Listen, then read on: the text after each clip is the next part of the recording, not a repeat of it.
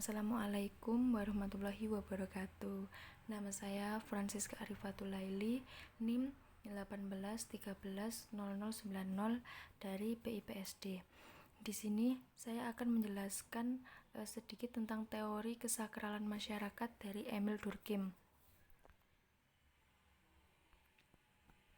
Riwayat hidup Emil Durkheim. Emil Durkheim itu adalah orang yang pertama kali dihubungkan dengan psikologi modern. Beliau lahir tahun 1858 di kota Epinal dekat Starbuck, daerah timur laut Perancis. Ayahnya adalah seorang Robi Yahudi, di mana Robi Yahudi itu adalah gelar orang yang dianggap mempunyai hukum agama Yahudi sebagai pemimpin agama di komunisnya. Setelah tumbuh dewasa, Durkheim menyatakan dirinya sebagai agnostis, di mana agnostis itu adalah orang yang ketika dihadapkan dengan hal-hal supranatural, dia itu perlu bukti dan penjelasan secara ilmiah. Dan biasanya orang yang menganggap dirinya sebagai agnostis ini adalah orang yang tidak memiliki agama. Setelah pada usia 21 tahun, ia gagal dua kali dalam tes masuk universitas, dan akhirnya dia dinyatakan diterima di Universitas École Normale Supérieure, salah satu pusat pendidikan terbaik di Perancis, karena dia adalah termasuk siswa yang cerdas. Di sini dia mengambil studi sejarah dan filsafat. Setelah menyelesaikan studinya dan menulis 2 disertasi yang disyaratkan bagi seluruh mahasiswa ekol, Durkheim akhirnya mengajar di beberapa sekolah menengah yang ada di sekitar Perancis.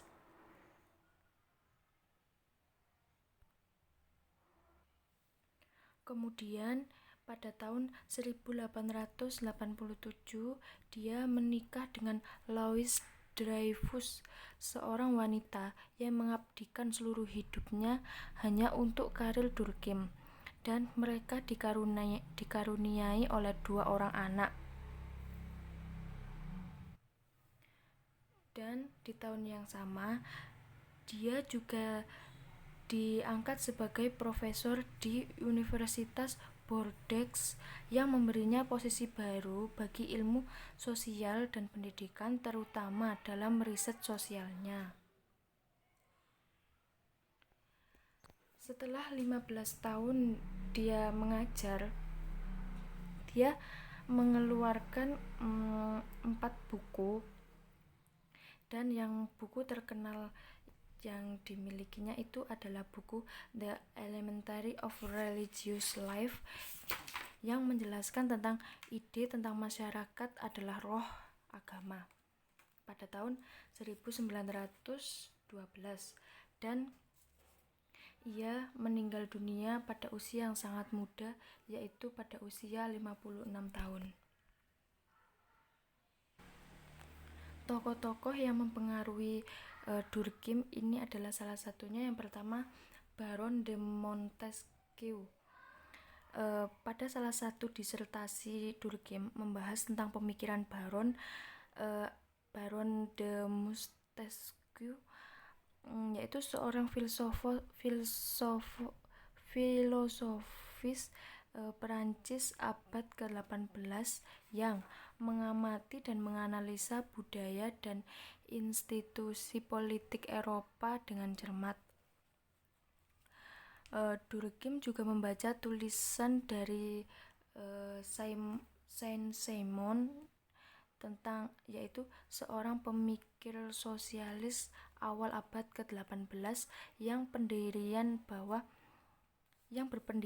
bahwa semua milik pribadi harus diserahkan kepada negara. Selain itu, Durkheim juga terkesan pada Auguste Comte, di mana Auguste Comte ini adalah bapak sosiologi kita. Auguste Comte adalah pemikir Perancis yang memperkenalkan pola umum evolusi peradaban manusia. Evolusi peradaban manusia ini mirip dengan apa yang ditawarkan oleh Taylor dan Fraser.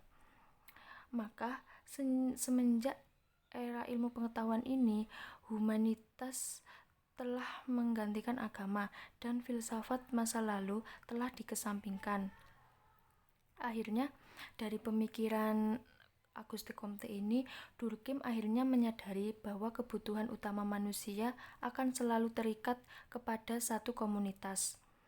Comte telah menumbuhkan komitmen pada diri Durkheim untuk selalu menganalisis seluruh fenomena sosial secara ilmiah, walaupun komitmen ini hanya sebatas metode-metode umum dan agak samar tentang kemajuan evolusi sosial. Selain itu, Durkheim juga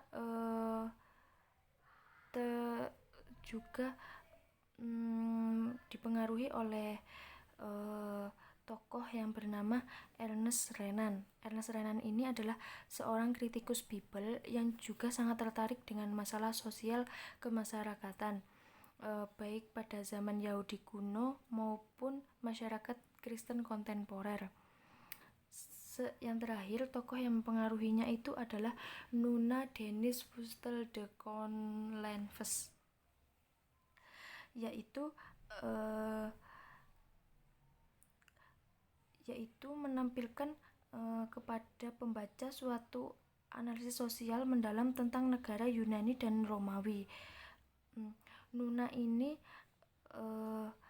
pengarang buku The Ancient City pada tahun 1864, yaitu buku ini mengkaji tentang sebuah studi klasik tentang kehidupan sosial dunia di masa kuno. Lalu setelah itu, kondisi masyarakat Eropa pada saat revolusi menurut Durkheim. Pada tahun 1800-an, Perancis dan Eropa telah mengalami revolusi yang sangat besar. Awalnya revolusi industri ekonomi, dan kemudian revolusi politik di Perancis dengan beberapa kali suksesi kepemimpinan. Dua revolusi tersebut kemudian mengguncang kemapanan masyarakat Barat yang tidak pernah terjadi sebelumnya. Peradaban yang telah dirubah dengan jalan revolusi seperti ini tidak akan terjadi lagi sama dengan sebelumnya. Lalu dalam ungkapan yang agak spesifik, Durkheim membagi kondisi saat itu menjadi 4 pola. Yang pertama yaitu tatanan sosial masyarakat Eropa tradisional yang dulunya itu tertarik dengan tali kekeluargaan, komunitas, dan agama, lalu digantikan dengan kontrak sosial baru, di mana individualisme dan kepentingan pragmatis atau uang itu kelihatan lebih berkuasa di atas segalanya. Kemudian yang kedua, perilaku dan moral. Perilaku dan moral, nilai-nilai sakral dan kekayaan keagamaan yang disetujui oleh gereja sekarang ditantang oleh kepercayaan baru yang lebih menekankan rasionalitas.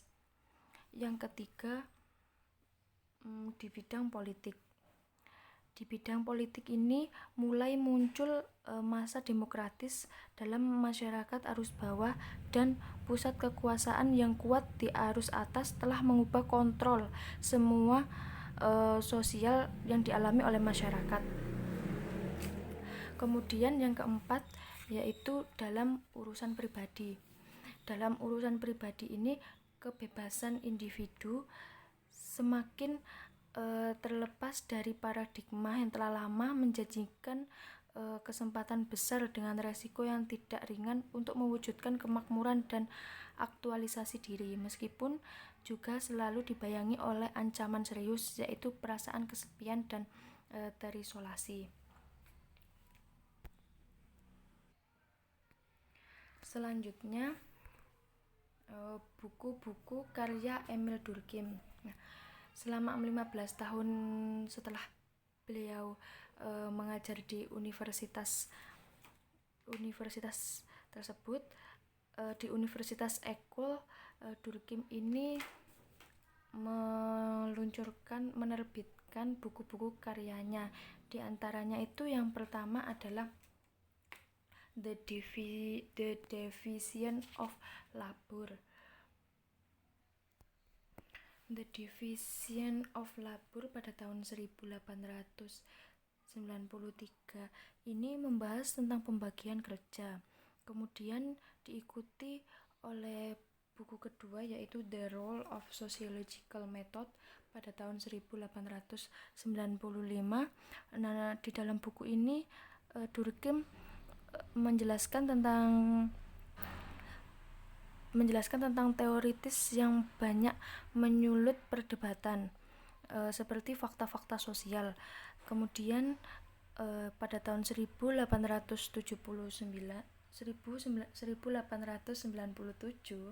Durkheim meluncurkan buku karyanya yang ketiga yang berjudul Suicide, yang menceritakan tentang bunuh diri, yang meneliti faktor sosial di balik tindakan-tindakan bunuh diri, perilaku yang selama ini dianggap oleh masyarakat umum sebagai bentuk dari keputusan.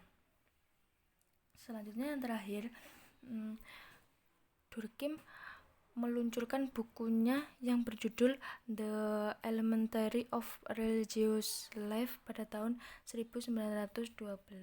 Nah, buku ini adalah buku yang paling penting dan paling terkenal. Nah, buku ini akan dibahas berikut ini.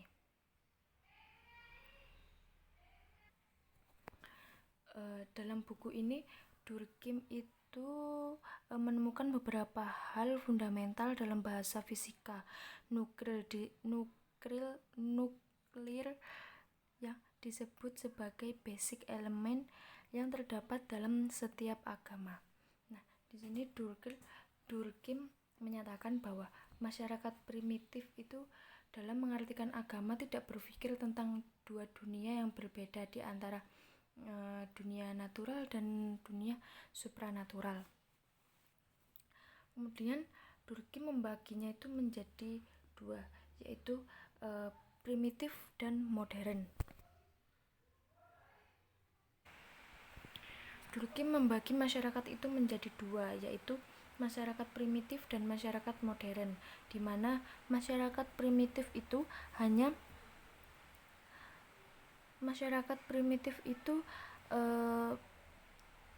menganggap semua kejadian di alam itu sama. Semua kejadian di alam itu sama saja dan tidak ada peristiwa yang ajaib dan tidak ada peristiwa ajaib dan tidak ada peristiwa yang tidak ajaib. Nah, sedangkan masyarakat modern itu terpengaruh dengan asumsi dan hukum-hukum alam yang diberikan oleh sains. Kemudian Durkheim membaginya itu menjadi dua lagi, yaitu hal-hal yang sakral dan hal yang profan, di mana hal yang profan ini adalah bagian dari keseharian hidup dan bersifat biasa-biasa saja. Artinya itu di dalam kehidupan itu tidak ada yang istimewa. Sedangkan yang sakral itu yaitu selalu diartikan sebagai sesuatu yang superior, berkuasa. Dalam kondisi normal itu dia tidak tersentuh dan selalu dihormati.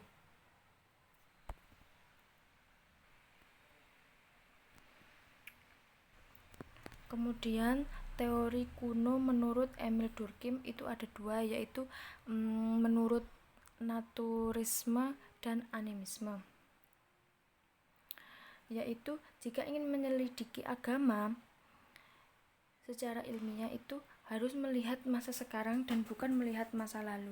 Jadi apa saja yang terjadi di masa lalu itu biarlah masyarakat lalu yang mengalaminya, dan yang sekarang itu kita yang mengalami. Siapa yang ada di sini yaitu yang mengalami. Karena manusia itu telah mengalami perjalanan revolusi yang sangat panjang, dan Kemudian jika manusia itu dicoba untuk membayangkan atau menelusuri kembali tentang masa lalu, itu perasaan-perasaan yang dialami oleh manusia sekarang itu tidak akan pernah sama dengan apa yang dirasakan manusia pada masa lalu. Kemudian agama suku di Australia itu kan ada agama totemisme.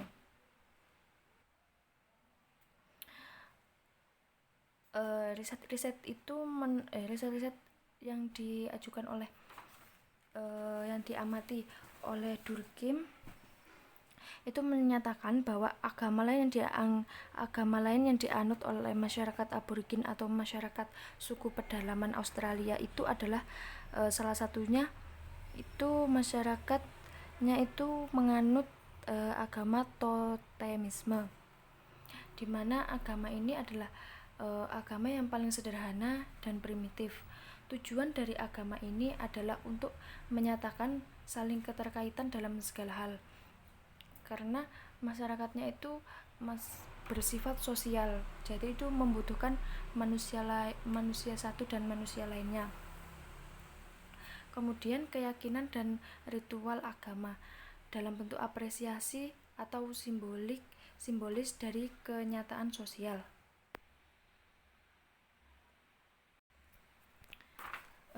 Durkheim mengamati bahwa dalam masyarakat primitif ini setiap binatang yang bukan tetom boleh diburu dan dimakan karena binatang tersebut termasuk yang profan atau yang hal biasa. Sekian yang bisa saya sampaikan, kurang lebihnya saya mohon maaf. Wassalamualaikum warahmatullahi wabarakatuh.